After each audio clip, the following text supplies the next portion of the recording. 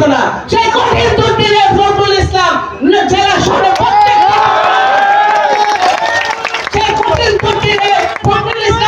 শহরে প্রত্যেকটি প্রোগ্রামে অনুদান দিয়ে প্রোগ্রামগুলো সফল করেছিল।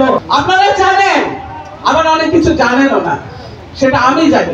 আমি বিপি সাহারা আপনাদেরকে বলতে চাচ্ছি, বিগত 17 বছর যদি 17,000 প্রোগ্রাম হয়ে থাকে মাইজদি শহরে, জেলা শহরে, প্রত্যেকটা প্রোগ্রামে আমি সারা মহিলা দল নিয়ে সামনে ছিলাম। আমাদের এমন দিন দিয়েছে যখন আমরা বলছিলাম, যখন সারা বিশ্ব দেখছিল বাংলাদেশের মাফিয়া অন্যতম খুনি, বাংলাদেশ একটা খুনের রাজ্যে পরিণত হয়েছে, বাংলাদেশ একটা মগের মুলুকে পরিণত হয়েছে। সারা বিশ্ব যখন বাংলাদেশকে চাপ দিয়েছিল একটা গণতান্ত্রিক নির্বাচন ব্যবস্থার জন্য, সারা বিশ্ব যখন বলছিল বাংলাদেশ মগের মুলুকে পরিণত হয়েছিল, তখন এই খুনি ফ্যাসিস্ট হাসিনা ঘোষণা দিয়েছিল সে 1940 সাল নয় 1911 সাল পর্যন্ত সে ক্ষমতায় থাকবে, সে 100 বছর ক্ষমতায় থাকবে।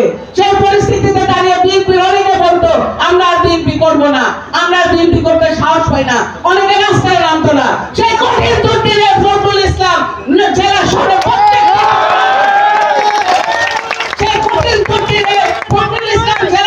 প্রত্যেকটি প্রোগ্রামে অনুদান দিয়ে প্রোগ্রামগুলো সফল করেছিল।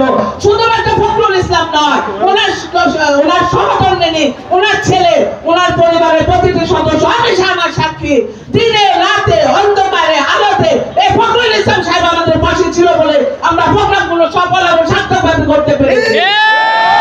তাই বলতে চাচ্ছি ভাইয়েরা আমার, আপনাদেরকে বলতে চাই, খুনি হাসিনা কেন ক্ষমতায় জোর করেছিল আপনারা কি তা জানেন? অনেকে তা জানেন না, হয়তো খেয়াল করেনি। খুনি হাসিনা এই জন্য জোর করে থাকতো যে তাকে মানুষ ভোট দিত না, সে মানুষের ভোট পেত না, এই জন্য সে জোর করে থাকতো। বিএনপি কি জোর করে ক্ষমতায় ছিল কখনো?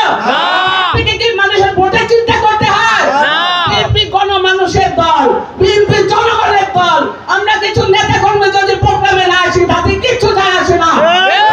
জনগণের দল, এই জনগণ বিএনপিকে ভোট দেয়, এই জনগণ বিএনপিকে ক্ষমতায় আনে। তাই আমি বলতে চাই, ফখরুল ভাইয়ের কোনো ভয় নাই।